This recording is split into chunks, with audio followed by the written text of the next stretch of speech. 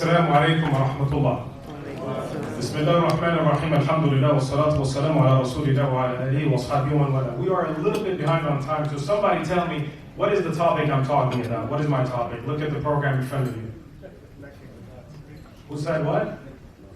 Connecting the dots. Now, we've all done that as children or maybe even as adults when they're really bored. You have a paper that has many different dots. The dots unconnected don't make sense. It doesn't show a picture. It doesn't have a story. But once you start connecting the dots, a picture, an image starts to appear. Something starts unifying, right? Right now, if you open this up very quickly, you just have to do a bunch of things with me today. If you open this up in front of you, what Brother Omar talked about with legal, when he talked about protecting students' rights, protecting the rights of individuals that are being discriminated at work, whatever legal battles we're having, tell me this, is it damage control or damage prevention? Is it damage control or damage prevention? It's damage control. So think about it. You have two options. You know there are problems that are going to break. Something's going to hit the fan. You have an option to preemptively act to prevent. That's called damage prevention. Otherwise, you can wait for that student to get expelled because his mother posted something, right? And then we react. That's damage control. Now, I'm going to be very honest, for 20 years, and all of the work that we are doing right now, majority of it, it's damage control. The damage has happened, and now me and you are coming to lessen, to stop, to control it. Is that where we want to be? No, think about it. Think about it. Brother Frederick didn't mention the number. If you have the ADL and APAC, for example, their annual budget is 250 million plus. Ours is about $1 million. $1 million. So, but before that, as we know as people of faith, that it's not about, it's about conviction, it's about faith, right? And that's exactly what connecting the dot means. That A, we have to be visionaries to focus on damage prevention. So what Mary very quickly highlighted, take for example, when they were defining what, everything is anti-Semitic. We were in Tallahassee fighting and saying, well, tell us at least what is not anti-Semitic. And she said, if everything is anti-Semitism, then nothing is anti-Semitism. So tell us what's not. So because of that conversation of the CAIR-Florida policy team lobbying both sides of the aisle, we were able to get amendments by the grace of Allah. Now, that is an example of what happens when you are proactive and you're able to change one or two lines. Allahu Akbar. One or two lines have a dramatic, huge impact. So now when we get cases, and Omar Saleh and the legal team gets a case where somebody's being fired for hate speech, well, that person is not being arrested and put behind bars because the CAIR policy team made an amendment in Tallahassee. That is an example, but we didn't do it alone. It was because of us working with individuals like Representative Anna Skamani and Representative Angie Nixon, who, by the way, she's extremely, extremely sorry she wasn't able to join. But she's a servant of our community. So what I want to emphasize for the Muslims, mashallah, we start our salah with Allahu Akbar with Allah, but you end with what? Assalamu alaikum wa rahmatullah. To who? To the people around you, to the ummah around you, to the world around you. So far, to the extent that even in Surah Fatiha, I emphasize and remind myself always that at the beginning, opening chapter of the Quran, you cannot make dua for yourself. إِيَّاكَ نَعْبُدُ وَإِيَّاكَ نَسْتَعِينُ اهْدِنَا. It's a plural. In the beginning of the Quran, Allah is dictating that the Muslim has to have a mentality of service and uplifting others. That's what connecting the dots means. You see, Black America did not see the war in Vietnam as a separate issue. The issues happening in the southern border of America is no different than when a Muslim comes and is patted down in extra security by CBP. We have to stop looking at issues as Muslim issues and non-Muslim issues. No.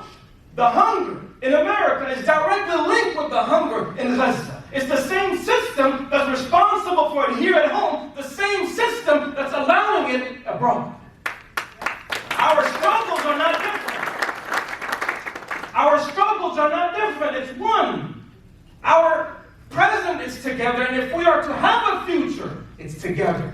It's with the black community. It's with the Haitian community. It's with the Latino community. It's with every minority. And no one in today's day and age has displayed this more courageously than students on campuses. Students that have never even heard of Palestine are willing to sacrifice their education, their parents' investment, willing to sacrifice and even take on a criminal record for people that they know a language they don't understand, a part of the globe they'll never go to. But our children are teaching us what me and you are supposed to have been doing, damage prevention. And the only way me and you can successfully do it, we have to stop looking at issues as Muslim issues. There is no such a thing as a Muslim issue. Rasulullah taught us anything that's affecting humanity, it's a Muslim issue. Connecting the dots. That's the next step. So what does that look like? You'll see behind me, in Florida, we have 28 congressional districts. How many? We had 27 until 2020, but then Florida's growing, right? So we now have 28. We have 28 congressional districts. What our goal is, when you look at the policy we're fighting by the grace of Allah, we're going to be fighting again in Tallahassee. When you talk about issues such as the bonds, we got Miami-Dade approving $76 million, Hillsborough $10 million, Palm Beach $700 million of county funds to fund and then purchase Israeli bonds, which is really just sending money to the Zionist state to kill more Palestinians with our bombs and our money. These are all international issues or local issues. Are they foreign issues or local issues? So Gaza is not a foreign issue. It's a local, municipal issue. And thus, again, I want to emphasize, remember, it's all one. Our struggle is one.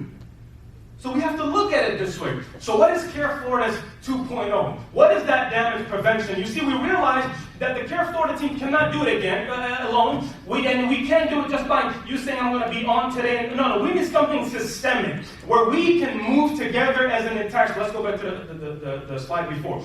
28 congressional districts. Our goal is right now, we want to have an advocacy hub. So that means 5, 6, 10 people in each of the 28 congressional districts that are directly working with Mary, that are directly working with our policy team, that are going with us in Tallahassee. You are going to meet your local elected officials. You are connecting the dots with the ACLUs and the NAACP and the Haitians and the black community and the Latino community, other minorities, so that our concerns are universal. So when we go to Tallahassee, it's not the first time they're hearing about it. They've been hearing about it.